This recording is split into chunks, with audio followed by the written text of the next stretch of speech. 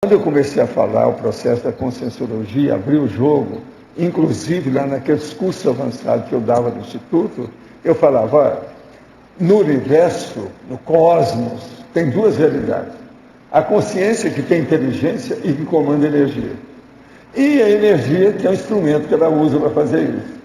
Então, o que vocês pensarem de coisa que tem, que existe, é a conscienciologia.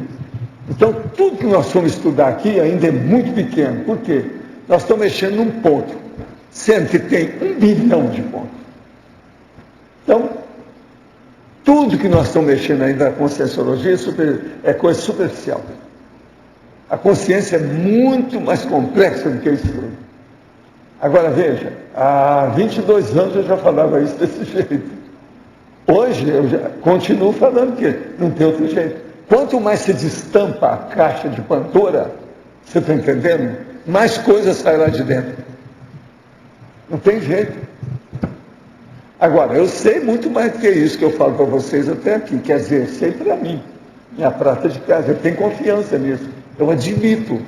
Para mim, isso é ponto pacífico. Mas, por exemplo, eu não posso falar isso para vocês sem não pegar, coordenar isso com os fatos, mostrar coisa racional, senão vocês vão achar que eu estou colocando o carro diante dos bois. E é assim que tem que ser.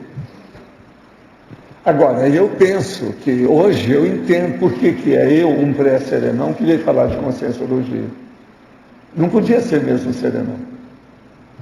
Ele ia julgar pelos aos porcos a vida inteira. Você está entendendo? Seria, não pensa, raciocina.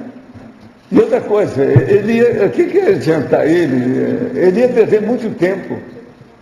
Tem que ser, se uma pessoa, um operário pode fazer aquilo, ele que é intelectual não precisa fazer. Então, quem vai carregar a mala sou eu. Tá certo? Então, pensando por esse lado, a gente vê como é complexa a conscienciologia. Agora, me perguntaram, eu já escrevi também sobre isso. O que é que você acha que é mais importante? Olha, a maior ciência que tem é a conscienciologia para mim. É a ciência das ciências. E fim de papo. Se você quiser entender, você entenda. Se não quiser, não entenda. Agora, vocês vão ver isso para o futuro, os próximos milênios, vocês vão entender isso. Agora, a pessoa pergunta para mim assim, mas dentro disso, da conscienciologia, qual é a ciência mais importante? Assim, para nós, hoje, eu acho que é a cosmoeticologia. Isso há muitos anos que eu já falo. Eu ainda não mudei nada. Com tudo que eu estudei depois disso, eu não mudei nada. Então, a cosmoeticologia é o ponto mais crítico de tudo. Agora, por exemplo, eu não acho que isso vai continuar sendo. Então, por exemplo, essa é uma das perguntas que eu faço hoje nas minhas pesquisas. Qual será a próxima? De tudo que a gente tem. Você vai falar assim, não, deve ser o parapsiquismo. Isso ainda não me satisfaz. Só isso é pouco. O Roberto vai virar para mim e falar assim, não, é a taquirritmia da hiperacuidade máxima. Também não me favorece. Não, serenologia não, essa aí não. Então aí eu colocava, é a consciência livre. Engulo você já antes. Então, aí é a epiconscienciologia, mas qual? Se eu te perguntar, dentro aí, qual é a especialidade?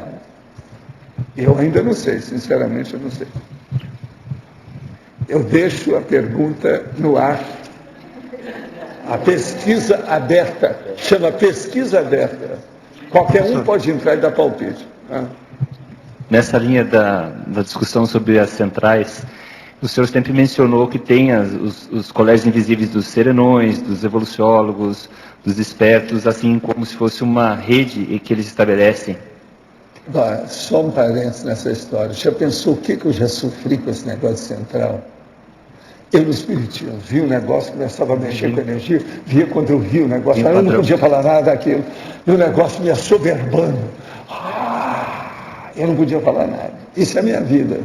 Hoje eu falando, eu já descanso muito mais do que antes. Porque no espiritismo, o senhor quer dizer que eles só pensavam que podia ser do espírito, né?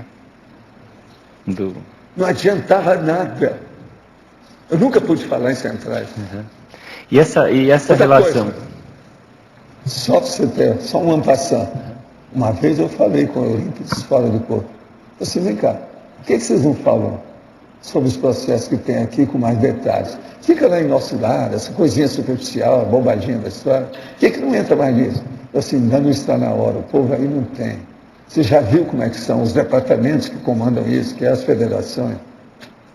Não dá.